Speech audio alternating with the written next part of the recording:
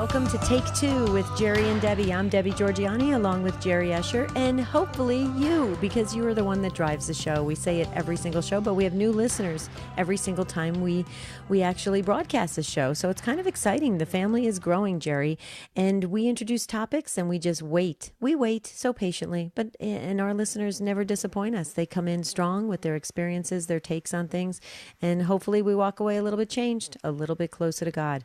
So I'm looking forward to this day, Jerry. That's why I couldn't wait to tackle this subject. I think it's going to be interesting seeing as holidays are coming up soon. That's right. Not too soon to be thinking about gifts that you want to give and some of those gifts that you might receive at holiday time. And Debbie has come up with the idea for today that we're going to talk about gifts that are made by hand, handmade gifts. We buy a lot of things, Debbie, they'll say handcrafted and, made by, this particular group or this individual or whatever. But I think you had in mind, if I'm not mistaken, like, if we sew things or build things, or the kids make things, and those are the things that are given as gifts. Is that kind of the idea, or is it more broad than that? Yeah, no, that's exactly it. I mean, not so much edible gifts. I mean, because those are easily, consumed, if you will. And, if somebody makes you cookies and stuff like that as a gift, that's wonderful. You can go ahead and serve those as dessert one night. And then you just feel so grateful that somebody took the time to make those homemade cookies. But if somebody sews you or knits a blanket or something like that, or even makes you some kind of figurine or even some spiritual thing. I actually had one time somebody made me a beautiful bracelet. They made it, and it was just exquisite, and it's very very thoughtful, very heartfelt. But what happens if you get these homemade gifts that you really can't display or use, or you don't really know what to do with? How do you still show your gratitude? You can't really re-gift it, Jerry, because what are you going to say? Would I hand you that gift and say, Jerry, somebody made this for me, but I'm giving it to you? I mean, that really wouldn't be proper, I don't think. I don't know. Maybe let's hear what our listeners have to say. But it's very interesting because homemade gifts come from the heart, but they're not always practical. Let's face it. They're not always practical. And so what do you do with those? I mean, you can't just, when you know someone's coming over, you can't run around the house and put out that blanket that was made by somebody and, display that piece of artwork that was painted by somebody. You can't run around and put it all up, while that person's coming to visit. If you really can't use it, how do you still show that gratitude? And what do you do with it? I mean, it's an interesting topic because a lot of people are into homemade gifts. Well, they are. It's certainly a way to save some money as the giver of the gifts. And so we'd like to hear your take on that. In fact, some very basic questions for you. Do you hand make gifts that you give at Christmas? If so, what kinds of things? Because, Debbie, there are all kinds of things. And on the flip side of the coin, you mentioned some things can be impractical or you just don't really know how to display them or what to do with them. The other side of that coin is sometimes people get very, very creative and innovative, and you will make by hand these certain gifts that are rather unique. And the receiver will say, oh, my goodness, I've never had one of these. I don't know a lot of people who do. So maybe you're the type of person who likes to give handmade gifts over the holidays or at other times during the year. If so, call and share what your thinking is. How do you decide what you're going to make and whom you're going to give those gifts to? 833-288-3986. So we're talking about gifts today, and they can be store-bought gifts as well. But, we really want to be grateful for when somebody goes out of their way to give something to us that's very personal. And how do we receive that? Because it's important as Catholic Christians in how we show up in life, especially when we're having these relationships with our friends, our coworkers, and stuff like that. And the reason why this topic came about, and I would love to hear what our listeners have to say about gifts and receiving gifts and being grateful, even if you can't use the gift.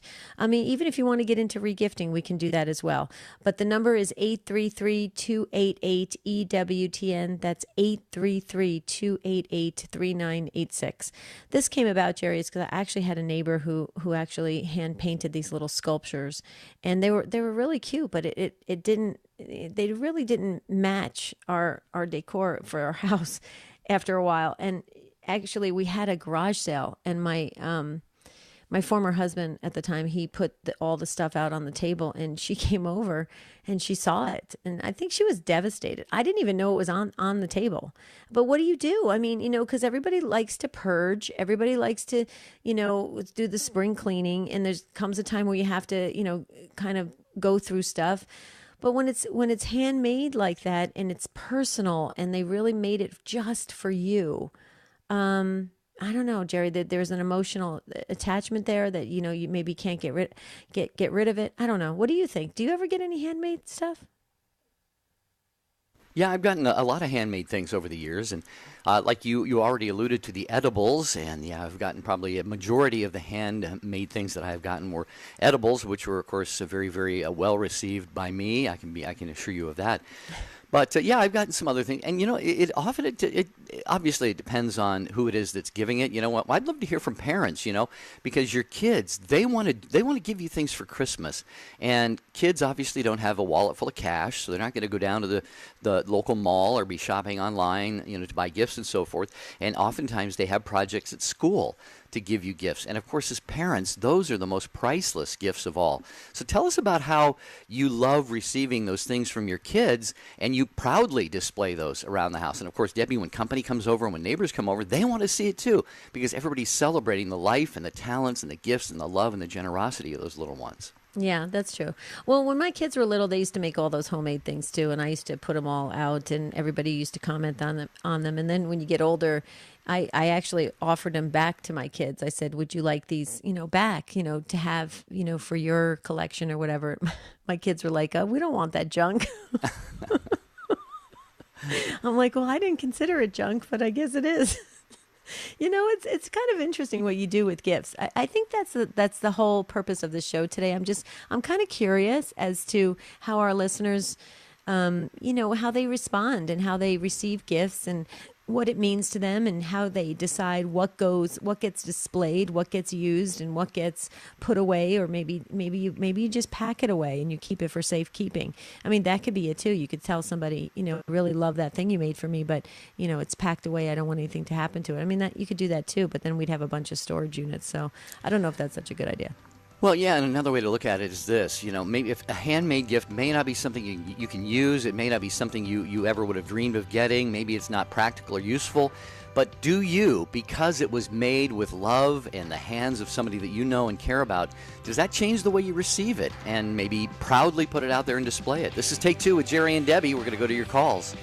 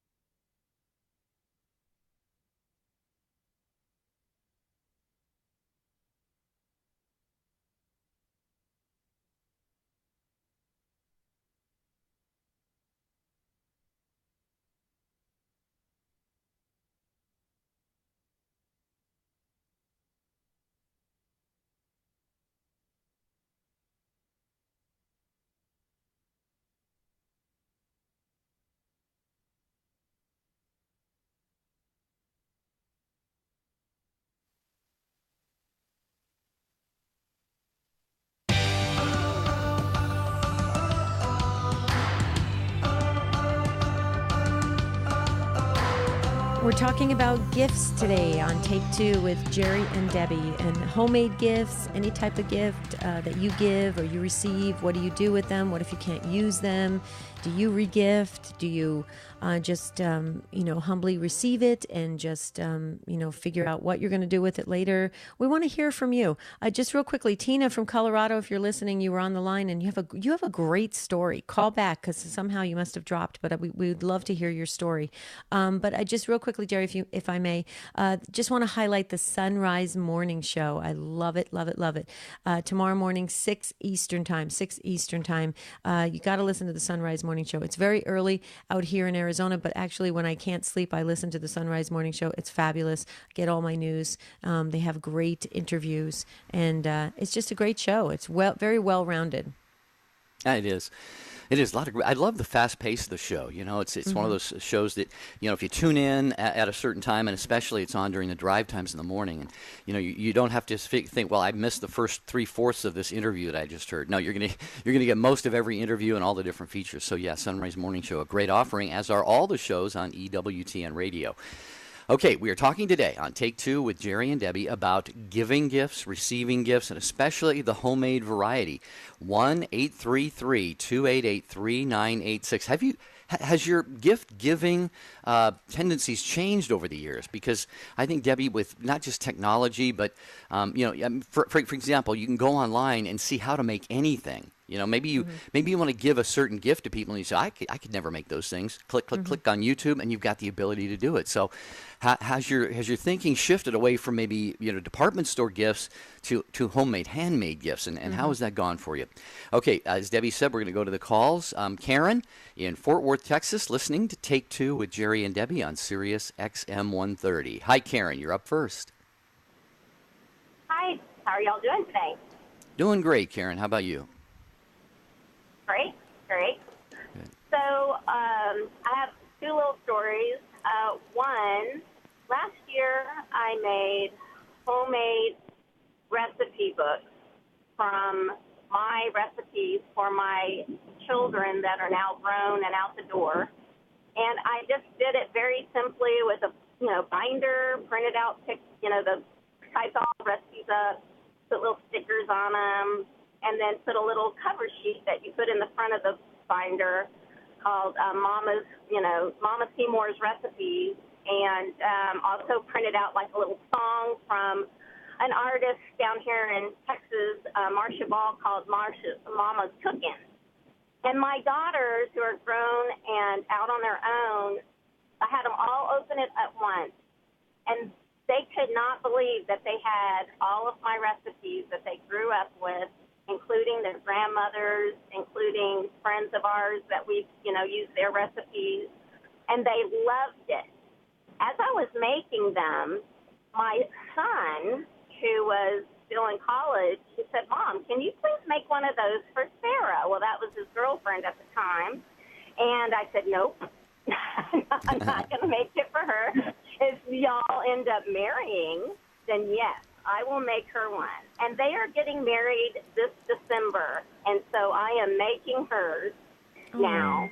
And she will get her cookbook this December. But my daughters love it, and it's in a binder form. I didn't have it printed, so they can add their own.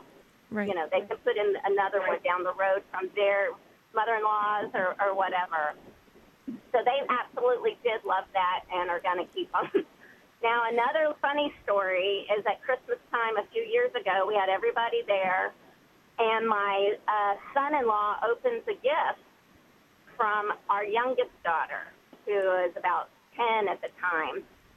And she thought this was great because she had rummaged through the attic and found a Ford thing, something that had Ford. And Dane, my son-in-law, loves Ford. He just is a Ford fanatic. And as he's opening it, he's like, oh, this is great. Oh, thank you so much, Naomi. And then her brother, Travis, looks over and goes, hey, that's mine. Oh, no. Christmas morning controversy. Yeah, so now the joke is every time Naomi pulls somebody's name for Christmas, they go, oh, it's going to be something from the attic. That's precious. So anyway, that's a funny thing that now they just kid her every time, like whoever gets Naomi's name, they're going to get something from the attic. From the attic. So, too funny. Yep, something well, from the but attic. Karen, let's go back to the cookbook for a minute. See, that is incredible. That's a keeper. You know, those what you did, I think, is going to go down, in your family as a tradition. It's handed down. I think that's fabulous, because there's so many times you talk to your parents or grandparents and you're like, can I have that recipe? And a lot of times they have it in their head. They don't have it down on paper. It's a little bit of this, a little bit of that, a pinch of this, a pinch of that. But you doing that for them is one of those precious gifts that is always going to stay with them. That to me is that's a keepsake that that's awesome to have those kinds of gifts. And then when somebody comes into the family, like getting married, and by the way, congratulations for that. And then you hand that to them as well. That's a family tradition. I think that kind of transcends the gift giving into where it becomes something that is just memorable for your own personal family. And so I just want to say that's extraordinary, and that stands out. The other thing too is what's cool about what you did is when it gets passed down, long after when you leave this earth, you've done your work, your purpose is over. I hope you live a very, very long life. But after you're done and you go and meet the Lord, your great grandchildren, those children, they're all going to see that book. So that's really cool. Have you thought of that? Have you kind of envisioned that, like how cool it's going to be when you're? Haven't. Yeah. No, I haven't really thought that far ahead, but I'm 55, so yes, that's down the road. But you're right, and I did have a lot of those recipes in my head. So when I was trying to put it on paper, I would remake the recipe and go, okay, how much was that? And I'd try to measure it, into tablespoons or cups or something, because so that it could be transferable. But and you're right, I even have like my mother's recipes in there, and some of my mother's recipes in there. Nice.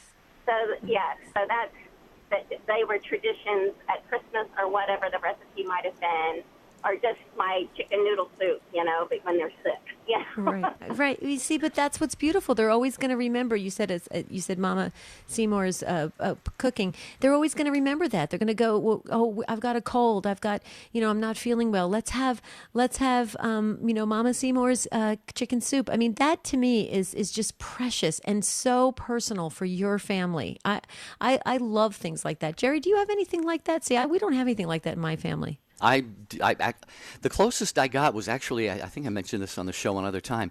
When I was probably 20 or 21, our mother had taken all of the pictures she had of us, baby pictures, all the way up through at the present time back then, and she made what is about a 4-inch thick photo album of each of us, and it was chronological, and it goes from our birth all the way up to that particular point in time. I mean, you talk about a labor of love, and I still have it. It's right in my bedroom on my headboard right now. I still open that up and take a look at it every now and then. So those are the kinds of things that are cherished. They're cherished. I have to think about who I'm going to give mine to someday. Well, yeah, that's true. I mean, so she put them all in individual photo albums? Is that what you did? Yeah, a photo album for each of us. Yeah, for each of you. Okay. For my sister and the 4 boys, and they were, some pictures had all of us in them, of course, but each one of us was heavily to each one of us with our pictures. Yeah. Oh, that's so nice. Wow. That's so cool. Well, Karen, thank you so much. Thanks for blessing our conversation today and just starting us off strong. And that just gives me, that I really love that idea. I want to do that, but in Italian households, we just don't have recipes. I would have to, we just don't. It's a little bit of everything. If you're just in a mood that day, you just throw something else into the sauce and stuff like that. So I'm going to have to remake it like you did, Karen, and then try to figure out how to teaspoon it out and stuff. So it gives me good thinking there. Karen, thank you so much. God bless you. Thanks, Karen, for the call. Actually, Debbie, in your family, it was more like the Jewish way of doing things, right? Oral tradition. Everything was handed down orally. Yeah, you don't have anything written down until several hundred years later. And so true. Yeah. Hey, real quick, Yeah. speaking of, handmade, homemade gifts and the the impact of them. Listen to what Deborah sent email to take2@ewtn.com. We loved giving handmade gifts so much that we started a business for our friends to be able to give homemade gifts. And it's Agnes or Agnus.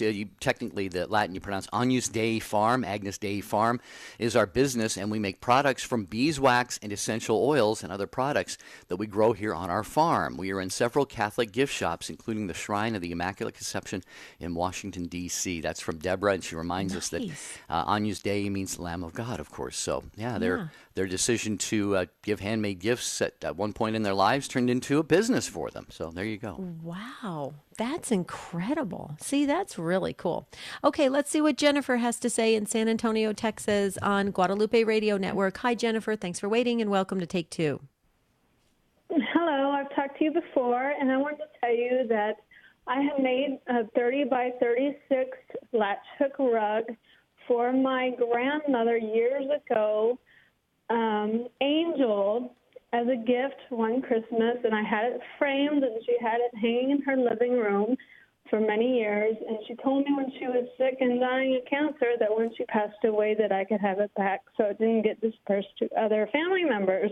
And so now I have it hanging in my living room as a reminder, and I have a picture of her and I standing in front of it as a reminder that it was a gift that I had given to her many years ago. And then I had also made 6 latch hook rugs of the same size of the face of Jesus, of the Sacred Heart of Jesus, but his face from the neck up.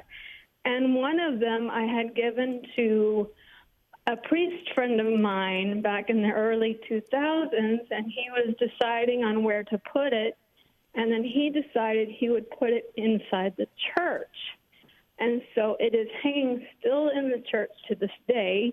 And another friend of mine that's a priest, he says, you know what? He was telling me this not too long ago. He says, when I serve Mass, he says, I get to look up at that picture, and I smile when I get to see that as I'm serving Mass.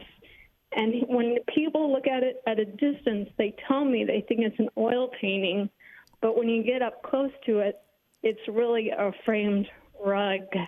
And it takes me about a year to do each one of them. Wow. But I think of it as a blessing, and I know when my son gets old enough that he's going to look at that and he's going to realize that his mom made it. And I just think of it as a blessing that now I get to share with the whole congregation.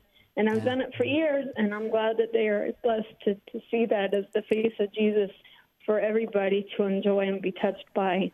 Well, Jennifer, maybe thank you for calling, but yeah, thanks for calling. I want to expand your thinking a little bit. You said that it took you a year to make each one of these, and it's something that everybody in your congregation gets to enjoy. Well, keep in mind, visitors come to your church, so it's being enjoyed by people far beyond your congregation. And, of course, the reason we go to church is to worship God, to grow closer to Him, to seek holiness, and to spend eternity with Him in heaven. So your gift of that particular rug that is framed now in your church is actually going to go with people. The blessing of it, the memories of it, the image of it is going to go with people into eternity, help them get into eternity, into heaven. So I don't know if you've ever framed it that way, Jennifer, but what you've done, which is absolutely beautiful, you have really created something that is having both a benefit here on earth, graces for people here on earth, but Debbie, this is something, again, that it is almost certainly having eternal blessings for people. Oh, absolutely. And the work that you've put into it, Jennifer, that it takes a year to do that. I mean, you put your heart and soul into that. And that's a beautiful thing that you've done for all of the parishioners.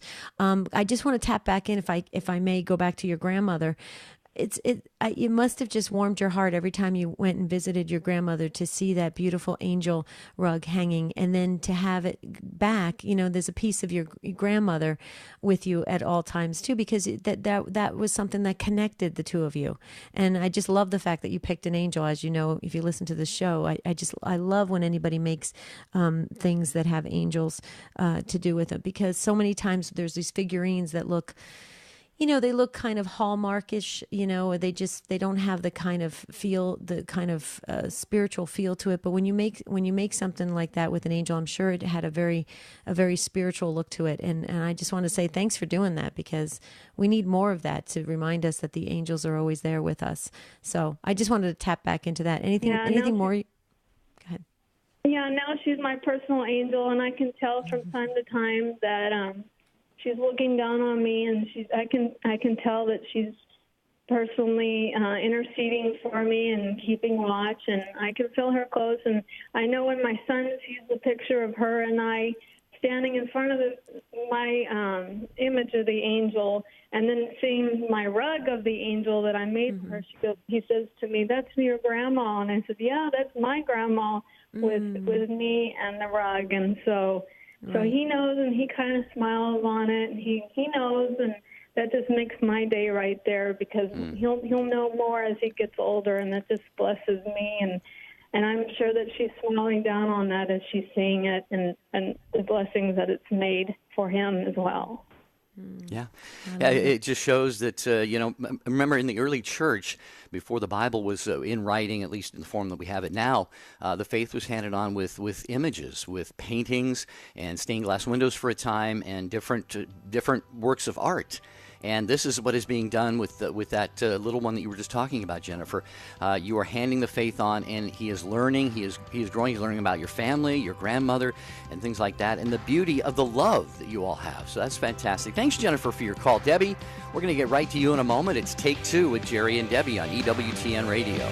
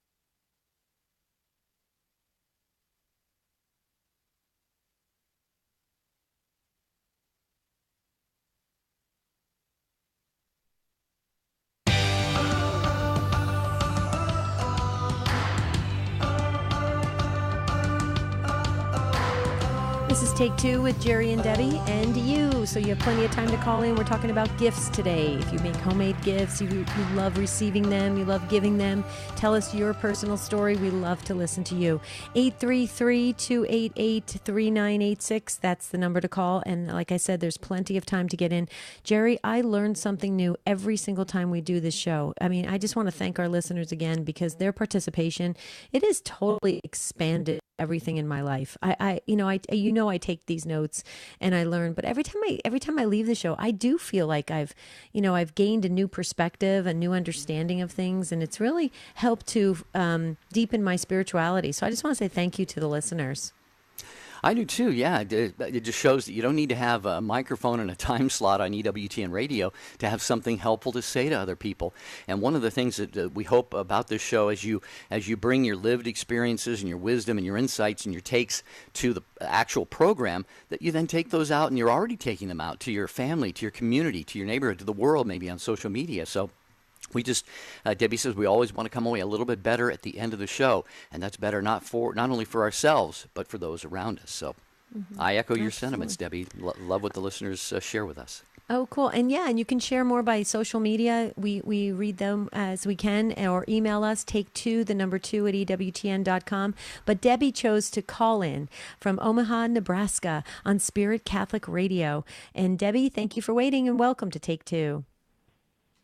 Hi, I'm sorry, I have to make a correction. I thought I was on 102.7 Spirit Catholic Radio, but they don't have you on there anymore, and I'm really miss you. So I'm actually got you from EWTN Radio. So okay. I needed to clarify that.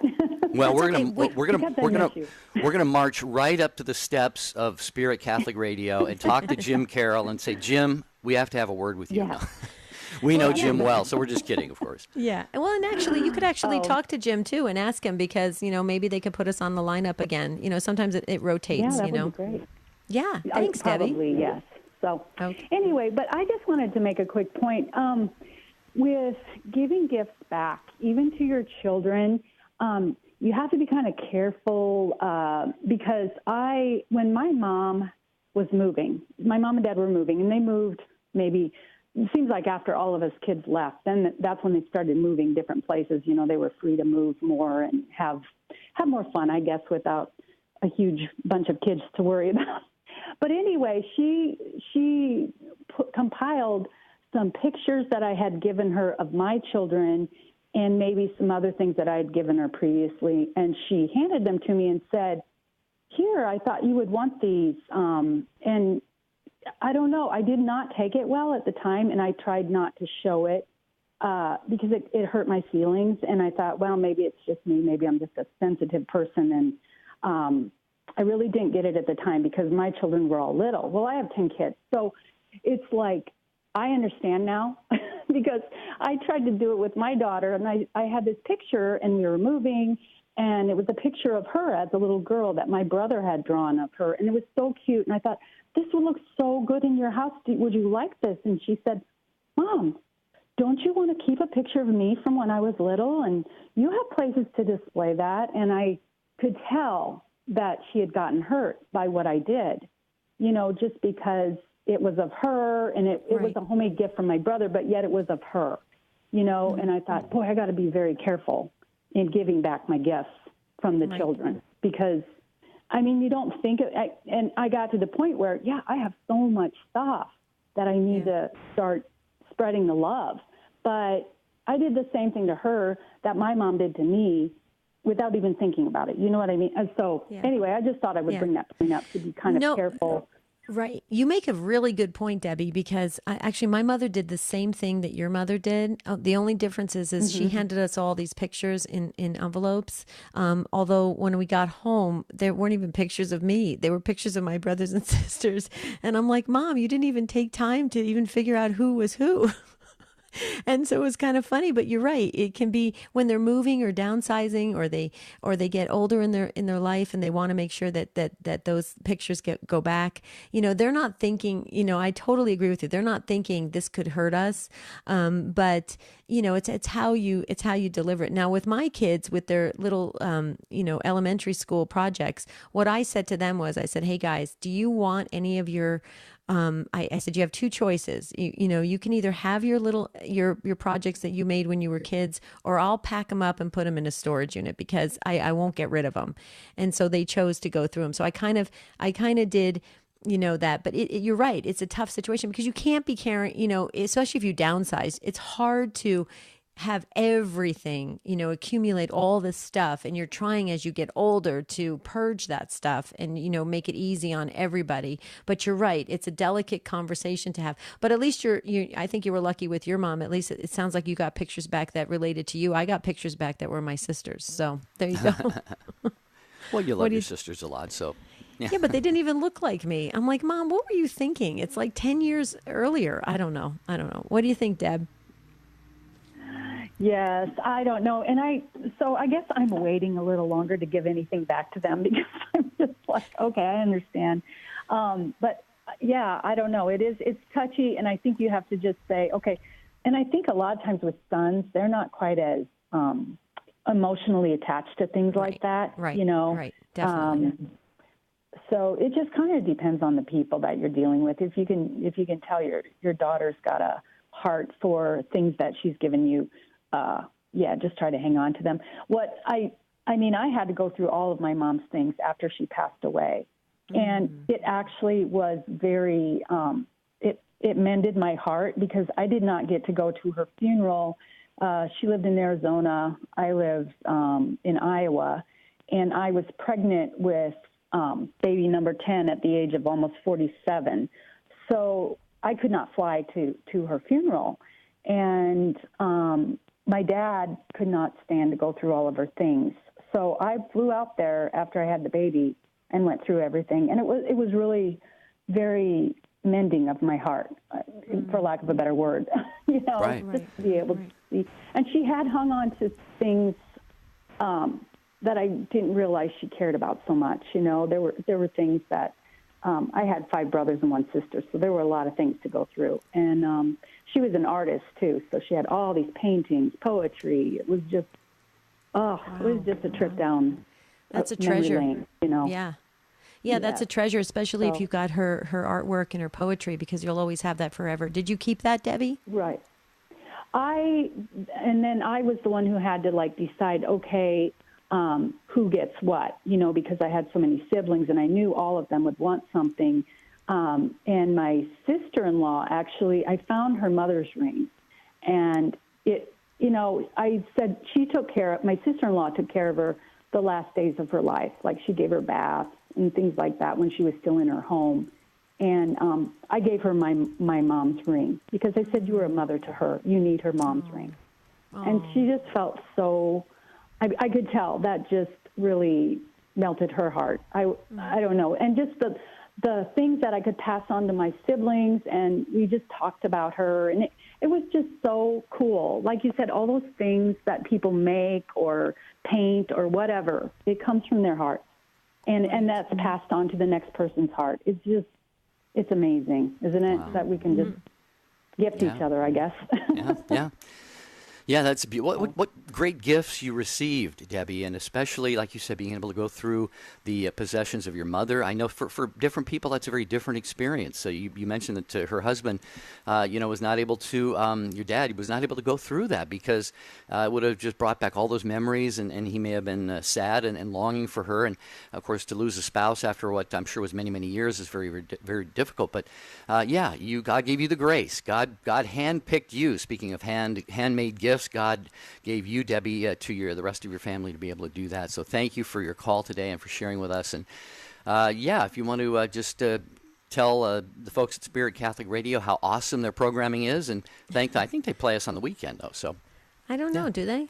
Well, yeah, Jim will be open to it, Debbie. He's a wonderful, wonderful gentleman. You'll love him. So you could always mention it if you wanted to have it on your local radio station. It would be great. The more we bring into Debbie. the family, the better. Yeah. Hey, I want to go to an email real quick, Deb. Okay. Which one? Actually, it's from the website. I'm sorry, it's from the website, from take2show.com. Ellie says, I have given up trying to figure out what to give the so many people in my family and friends Christmas list. Several years ago, I decided to give handmade chocolates. The molds I chose were intricate, and with the use of white chocolate, colored to fit the intricacies of the molds, the chocolates become beautiful works of art. I'm so happy to hear later how much they were enjoyed. Some say, what a shame to eat them, but they get eaten and enjoyed anyway. It is truly a blessing. Thank you, Ellie, for sharing that. Oh, Ellie, I would love to receive those. Wouldn't you love to receive those? Yes, of course. That's awesome. I want to just share one real quickly. Lynette, hold on one second. Frances weighed in from New Orleans, and Frances said, I love to give a homemade gift because it is so personal, but often it's hard to find something your friend or family member would love. Lately, I've started doing activities with them, taking them to an event, a special show, a painting class, etc. It's so personal and creates a memory instead of having to give stuff. I love that. So taking him to an event. And I know earlier we had a call from Tina, but she couldn't hold. And then they were talking about instead of gifts, they got together and did a trip together. You know, those events, those you can make great memories out of those great events. And then that becomes very personal too. So I love that. Okay, Lynette in Michigan, waiting on Sirius XM 130. Hi, Lynette. Thanks so much and welcome. Hi. Hi. I just called. I make Christmas gifts. I make gifts. I've done it since I was very young when my husband and I were first married and didn't have much money. And that while I was waiting, I was reflecting on a tie that I knitted for my father-in-law. And I thought it turned out pretty cool, but he never wore it. And I was disappointed that he never wore it. But over the years, when I thought more about that, I thought, well, I'm not surprised he didn't wear it. So, and, you know, some things are received well and some things aren't. I made a counted cross-stitch cross for our church that I was attending at the time. They were setting up a small, I don't know what it's called. My brain just went blank. A little church, you know, a little section in the church where they would just have daily mass or something. And I made it was just beautiful, counted cross-stitch Jerusalem cross, and I framed it and everything. And it was up there when I was there and attended church there, but I heard it was gone now. And I kind of felt disappointed about that, and I thought about going there and asking if they weren't going to put it up, if I could have it back. And then I thought, no, that was a gift that I gave, and what they do with it is their decision, you know. And then I got into quilting, and I've made a lot of quilts for people. And it just is very rewarding to me to give gifts that I've made. I've made jam, jars of, you know, giving out jars of jam for Christmas presents or things like that. Just over the years, it's been a lot. It's been fun. Wow. From my heart. From your heart, and it sounds like you're very talented, Lynette. Thank you for sharing all of this. And what was the inspiration for you? We'd be curious, maybe the listeners are too, Lynette, for you to start giving handmade gifts, and not just, you know, a lot of people find that, you know, they're pretty good at making a certain kind of food or a certain craft or something, and that's kind of where they kind of focus their attention and sort of stay with that. But it sounds like you have branched out to a number of different things. Were you an artist kind of by inclination, or how did you get attracted to doing these things? Well, in the early years, it was a lack of money. Couldn't afford to buy gifts, and but as the years went on and our income improved, it just stayed. I just enjoy making things for people. When I make a quilt for somebody, I'm into quilting more now. I make all different sizes, so they're not all really big. But like if I'm making a wedding quilt for somebody, I pray over that when I'm making it. So my prayers for those people, or if I'm making a quilt for just one person, you know, I pray over that. I do have a major disappointment that I'm just so, I struggle to let that go. I made a quilt, a beautiful quilt for my mother. And when I moved her out of her, I moved her out of her apartment into my house. Mm-hmm. And as we were packing up her stuff, I never found that quilt. And she only had it a couple of years. And I had a hard time letting that go. Well, but Lynette, okay. Yeah, but hold on one second. Let's go back to this, because let's go back to your father-in-law when you said he never wore the tie. How do you know he never wore the tie? I mean, were you with him every single day? I never saw him wear it. Let's put it that way. I never saw him wear it. Okay, so maybe he did wear it, and then right, and then with your mom, you know, maybe she used. I'm sure she valued that beautiful quilt you made for her. I'm sure she valued. Too, and yeah. It turned out beautiful. It was, I think, one of the best quilts I've ever made. I've made a lot of quilts. Yeah. So, you know, my father-in-law's tie, I let that go. You know, that I look at that and I kind of laugh at that now. Right. But the quilt I made for my mom, that's still pretty fresh. That was just, you know, maybe 5 years ago that it all happened. So. Yeah. Is she still with us? Is she still with us, or does she? No. Okay. She died. We moved her into our house, and like just about 4 months later, she died. And I was kind of disappointed that her stay was so short, but in a way, it was a blessing because it was difficult. Right, right. Well, you know, my thought is, I mean, I don't know your mom, I don't know your situation, but my thought is, you know, just as a mom, you know how it works. You know, she knows how talented you are, and she knows how obviously caring you are. You moved her into your home. You know, she knows that. So she knows your heart. And I know that the quilt meant so much to you, but your mom, you two are heart connected. I mean, it's huge. It goes way beyond any tangible thing, which I know was you put your time and effort into it, but your mom and you are always connected, and she values that. I sometimes I think as parents, we get scattered. It's weird because I've had that with my mom. I've given her things that I thought she was going to cherish, and then I find them in the drawer, and I'm like, Mom, what are you doing with this? And she's like, I didn't even know you gave it to me. I'm like, okay, Mom, that's it. I'm not giving you anything anymore. Jerry. I mean, it happens sometimes. My son was in the military for 20 years, and he retired from the military, and I made him a military quilt, and in the center of it was his graduation picture from boot camp, and it was really cool. I really liked it. But I told him that when I ironed it, it kind of lightened the color of the photograph that was in the middle, and so he keeps it put away. He doesn't use it. And I said, why aren't you using that? I don't know, but he doesn't want to mess up the picture or whatever, so he keeps it in a drawer. Well, he's showing his appreciation for it. Yeah. Well, Lynette, he's showing his appreciation and love for it by not wanting it to deteriorate in any way and fade any further the picture and so forth. And so that, I think it's a beautiful gesture on his part. I want to go back to your mom just for a second, Lynette. And you mentioned when you moved her into your home, you could not locate her or find the quilt that you had made for her. Do you know or not know? Do you know or not know if she may have given it to somebody? I don't know. I think that's what happened because she would do stuff like that. Yeah, see, that's the thought. I just don't understand why would she give that away. But well, you know what, Lynette? I don't know. Yeah, well, think about it this way. Reframe it a little bit. You gave her that gift, which was so meaningful to her and so helpful to her. It was a blessing. I'm sure she made great use of it. And she very likely knew that her life would be coming to an end soon. And then, that would leave you or the family, with that quilt. And I'm sure she probably thought in her mind that, well, they'll give it to somebody else who will need it and make good use of it. Maybe there was someone special in her life at that time, or maybe there was someone in that facility where she was who didn't have family come to see them or didn't have friends, didn't have the support that you obviously showed to her. And it is just possible that your mother said, I want to, from my heart to this person who really could need and use this. And so we don't know. Obviously, you don't know. But that's a thought that came to my mind, what might have happened to it. And maybe she bragged that her daughter made it. Did you ever think of that? Oh, she did. I know she did that. Yeah.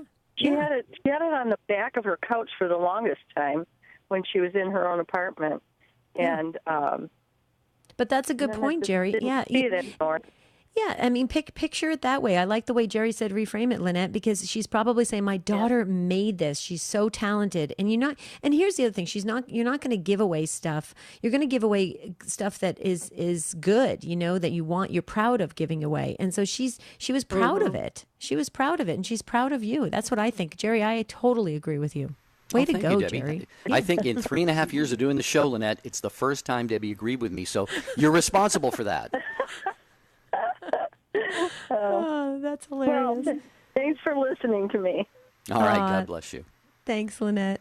Thank you. Jerry, our friend Jane weighed in. Do you want to hear what she has to say? Yeah, absolutely. Okay, Jane says, hi, Jerry and Debbie. A few years ago, I did the photo album Christmas present for my two sons and their cousin, beginning with the 1880s. I made 3 copies of the photos I chose. I'm finding so many more pictures this month. I will be updating. Like your mom, Jerry, I do put them in chronological order. My daughter-in-law makes the most beautiful pottery and knits and sewn clothing. She said once I blurted out, "Oh, I can't wait to see what you made for me this year." She took it as a compliment, but that year she didn't have time. I learned to say less at gift opening time. God bless, Jane. But that's awesome. You see, you get excited about when people make stuff. You start to wonder, what are they going to make for me next? I think that's, that gets exciting, especially when people have these incredible talents like Lynette and the others, Jer? Yeah, for sure. And if you're thinking about giving gifts, it's already about that time. Holiday shopping season commercially, of course, is open weeks and weeks ago, and we want to keep all things in perspective always. We got to get to Advent and get through Advent first, but these are things we have to be planning for and preparing for. And make one of your gift-giving stops the EWTN Religious Catalog. And one of the things you might want to think about, just a week ago, I think it was a week ago Sunday, several new saints were canonized by Pope Francis, among them St. Oscar Romero and St. Pope Paul VI. He was the author of Humanae Vitae, that prophetic encyclical, of course, that was just celebrated the 50th anniversary. And Dr. Matthew Bunson, who is with EWTN, has written a new book. It's his 52nd or 53rd book. It's St. Pope Paul VI, celebrating the 262nd Pope of the Roman Catholic Church. And it really, if you want to get to know that Pope and the impact that he has had, and the impact, his impact is still unfolding like so many popes. So get a hold of this book. Go to EWTNRC.com and be sure you can support EWTN by doing a good portion of your holiday Christmas shopping giving there. So. Okay, so Jane in Charleston, West Virginia on St. Paul Radio. We wanted to get you on. We just have a couple minutes, Jane, so sorry about that in advance, but welcome. Oh, that's okay. Thank you for letting me on. My mother lived in a senior high-rise, and there were 8 of us, and there were 6 of us still living, and we'd give her all kinds of gifts and things, and we would pray with the gifts. We'd send prayers. We'd give gifts of prayer with the gifts. And a lot of things were handmade and things like this. And she would give them away, but she would give them away. It's like someone would come in and they'd say that they had a real bad problem with someone in their family, or they were hurting, or they were sick or something. And she would give them that gift, and she'd say, "These prayers have helped me so I'll give them to you and let them help you." And maybe this is what her mother was doing, was not just passing the gift, but the whole gift, the gift of the prayers and the love. And she was passing it to someone who really needed it. So, yeah, Jane, we totally agree. When you were referring to like Lynette's mom giving the quilt away, that's so true. When things are prayed over, or even blessed items, or when things are really, time and effort are being put into it and they're passed on, you're passing the whole spiritual component to that person. So I totally agree with you. She would witness. She'd tell how much it had helped her and how much it had blessed her. So I think they do that. The older you get, the better you do that. Right. Absolutely. Absolutely, Jane. Thank you. You sound like a beautiful soul. Thank you for listening to St. Paul Radio. Please support them in any way that you can, especially with your prayers in Charleston, West Virginia. Great to hear from you, Jane. Thank you. Have a blessed day. Debbie, I don't think we have time for any more calls. Are there any social media comments that we haven't gotten to? We do, but I actually wanted to get everybody ready for tomorrow, if I can, Jerry, just to start preparing for it, because tomorrow's kind of an interesting, but could be a heavy show. It's talking about why do we suffer. And it came from a listener that suggested that we do the topic. And the reasons, like, why do good people suffer? Why do, you're praying and praying for God to help you, and he helps the person next door, but he doesn't help you, and, and that type of thing. And suffering always has a very deep element to it, especially when we're talking about our own personal stories. So I just wanted our listeners to get prepared for that for tomorrow, so that we can have a really robust show and we can walk away with a better understanding about suffering. Indeed. So be pondering that, praying about it overnight. If you've had your own experience of suffering, maybe more than once, you certainly will have something wise to share with the rest of us. So that's tomorrow on Take Two with Jerry and Debbie. In the meantime, Deb, I know you join me in thanking Rich Jesse, our producer, Jeff Burson, who does social media, Ryan Penny, call screener today, the Michaels, one of the other of the Michaels sometimes help out, and Debbie, of course, our affiliates and great listeners as always. Yeah, and if you're listening on EWTN.com or the app or Alexa or any of those things, and your local station doesn't carry us, feel free to pick up the phone and suggest that maybe we're added to the lineup, because we'd love to continue to grow the Take Two family. Don't forget to like us on Jerry and Debbie Facebook page. We're trying to grow the family there as well. But until tomorrow, we want to wish you a beautiful and blessed day. See you real soon.